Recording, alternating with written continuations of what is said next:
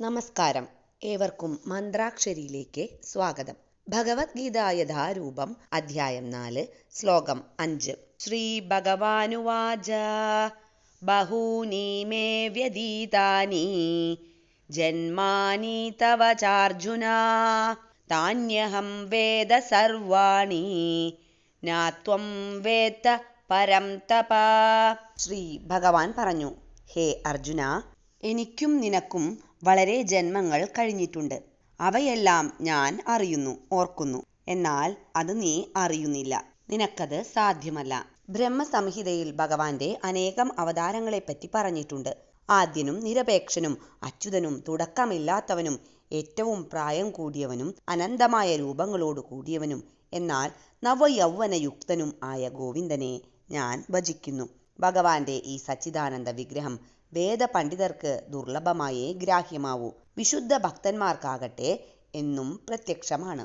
രാമനായും നരസിംഹമായും മറ്റു പല അവതാരമൂർത്തികളായും അംശാവതാരങ്ങളായും നിലകൊള്ളുകയും കൃഷ്ണൻ എന്നറിയപ്പെടുകയും ശ്രീകൃഷ്ണ ഭഗവാനായി തന്നെ സ്വയം ആവിർഭവിക്കുകയും ചെയ്ത ആദിപുരുഷനായ ഗോവിന്ദനെ ഞാൻ ഭജിക്കുന്നു. ഭഗവാൻ അദ്വയനെങ്കിലും എണ്ണമറ്റ ആകൃതികളിൽ പ്രകടമാകുന്നുവെന്ന് വേദങ്ങളും ഘോഷിക്കുന്നുണ്ട്. സത്തയിൽ മാറ്റമില്ലാതെ തന്നെ നിറം മാറുന്ന വൈഡൂര്യക്കല്ലു പോലെയാണ് ഭഗവാൻ.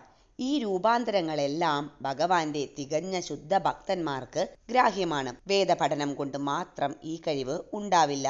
ഭഗവാന്റെ സന്തത സഹചാരികളാണ് അർജുനനെ പോലുള്ള ഭക്തന്മാർ. ഭഗവാന്റെ അവതാരകാലത്ത് പല രൂപങ്ങളിലും ഭഗവത് സേവനം നിർവഹിക്കാനായി ഇങ്ങനെയുള്ളവരും ഭൂമിയിൽ പിറക്കാറുണ്ട്.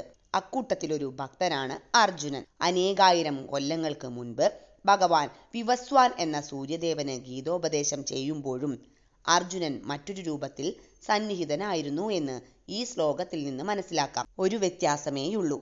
കൃഷ്ണൻ ആ സന്ദർഭം ഓർമ്മിക്കുന്നു, അർജുനന് ഓർമ്മിക്കാൻ കഴിയുന്നില്ല.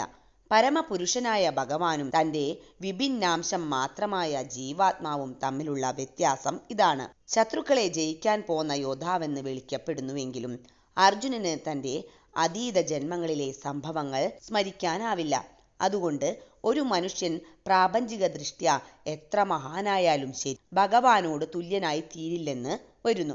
ഭഗവാന്റെ സന്തത സഹചാരിയായ ഒരാൾ തീർച്ചയായും മുക്തനാണെന്ന് പറയാം. എങ്കിലും ഭഗവാന് തുല്യനല്ല. ബ്രഹ്മസംഹിത ഭഗവാനെ അച്യുതൻ എന്ന് വിളിക്കുന്നു. അർജുനന് പൂർവജന്മ കർമ്മങ്ങൾ ഓർക്കാൻ സാധിക്കുന്നില്ല.